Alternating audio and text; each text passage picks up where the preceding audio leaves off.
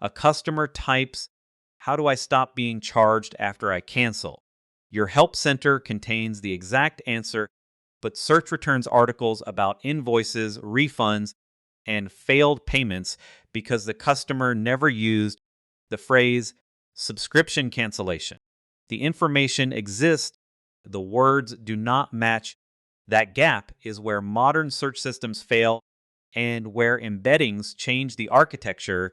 Instead of asking whether two texts share the same tokens, embeddings ask whether they carry similar meaning. They turn language into coordinates. So a question, paragraph, product, image, or user can be compared mathematically. The result is not smarter autocomplete. It is a retrieval layer that can recognize intent even when the wording changes completely. Picture a support engineer named Maya watching the search logs. Customers type "End my plan," "Stop renewal," "Cancel membership," and "Don't bill me again." The documentation, however, uses one official phrase: disable automatic subscription renewal. Keyword search treats those expressions as different strings. Maya can add synonyms, rewrite titles, and maintain rules, but every new phrase creates another exception. The system becomes a patchwork of human guesses. What Maya actually needs is not a larger dictionary. She needs a representation where phrases with similar intent land near each other, even when they share almost no vocabulary. Traditional search is not useless. Exact matching is excellent for product codes, legal phrases, names, error messages, and filters. The problem appears when meaning is distributed across different words. A keyword engine scores visible overlap, which terms appear, how often, and where. It may rank canceled invoice above turn off renewals simply because cancel appears directly. This is a lexical view of language, but users think in concepts, not index terms. They describe symptoms instead of labels, goals instead of menu names, and questions instead of documentation headings. So the obvious fix, adding more keywords, eventually becomes impossible to maintain. The key shift is simple: represent meaning before searching. An embedding model receives text and returns a vector, a long ordered list of numbers. Those numbers are not human readable definitions. They are coordinates in a learned space shaped by patterns in the model's training. Texts with related meaning tend to receive vectors that point in similar directions. Maya can embed every help center passage once, embed each incoming question at search time, and compare the new vector against the stored ones. "Stop billing me after cancellation" can now sit close to the disable automatic renewal without sharing the same wording. Search stops asking which document repeats this phrase and starts asking which document occupies the nearest meaning. A vector might contain hundreds or thousands of dimensions, but the useful intuition fits on a map. Suppose one axis roughly captures billing versus technical support, while another captures account creation versus account closure. Real embedding spaces are far more complex, and their dimensions do not map cleanly to named concepts, yet distance still carries information. Questions about refunds cluster near refund policies, password reset requests cluster near login instructions. Maya does not manually design those coordinates. The embedding model learns them. Her job is to choose what text to embed, how to split it, and what metadata must travel with each vector. That creates the full retrieval pipeline. First, Maya divides the help center into chunks small enough to be specific but large enough to preserve context. Second, an embedding model converts each chunk into a vector. Third, the application stores those vectors with the original text, article ID, permissions, language, and timestamps inside a vector index. When a customer asks a question, the same model embeds the query.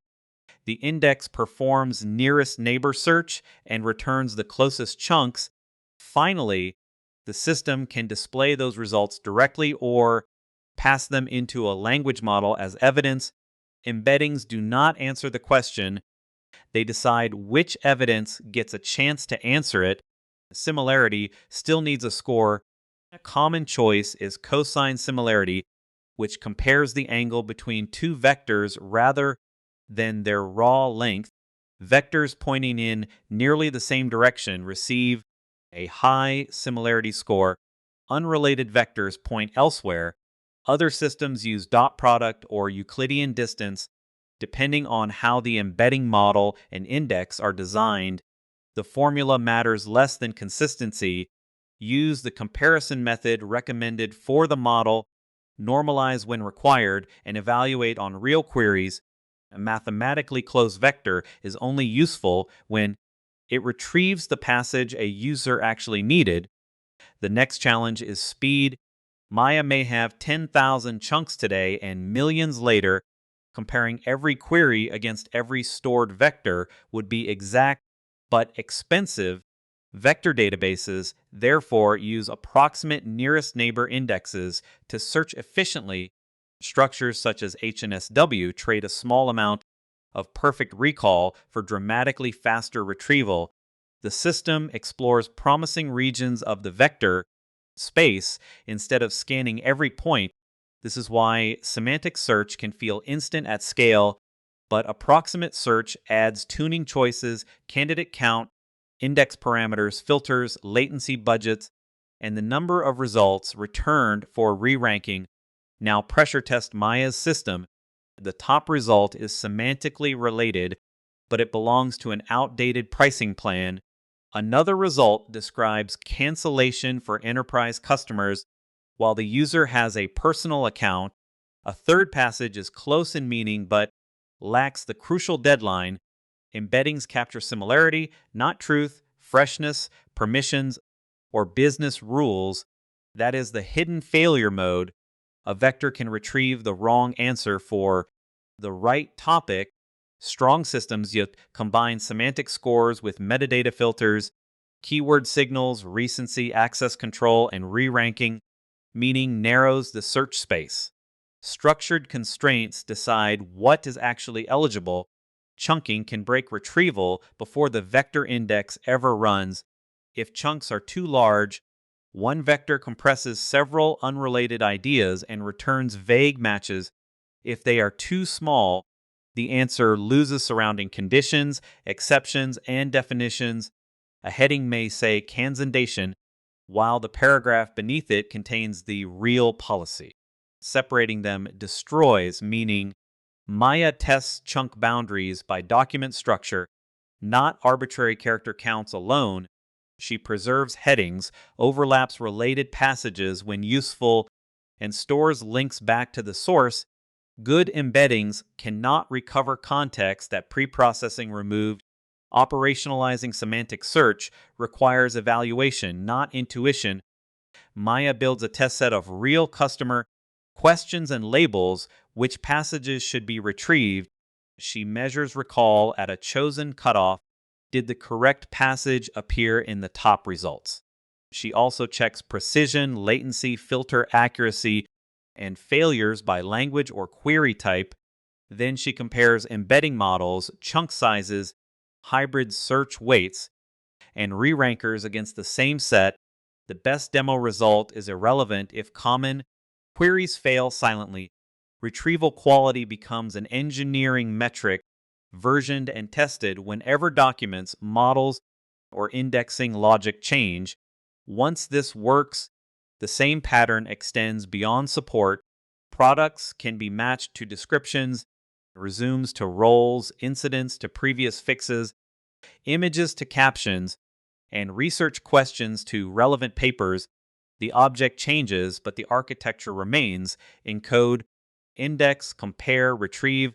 That is why embeddings appear underneath recommendation systems. Clustering, duplicate detection, anomaly discovery, and retrieval augmented generation. They are not a feature by themselves. They are a shared coordinate system for otherwise disconnected information. Maya's final system still uses keywords, filters, and rules, but embeddings become the bridge between human language and machine retrieval. A customer can ask in their own words.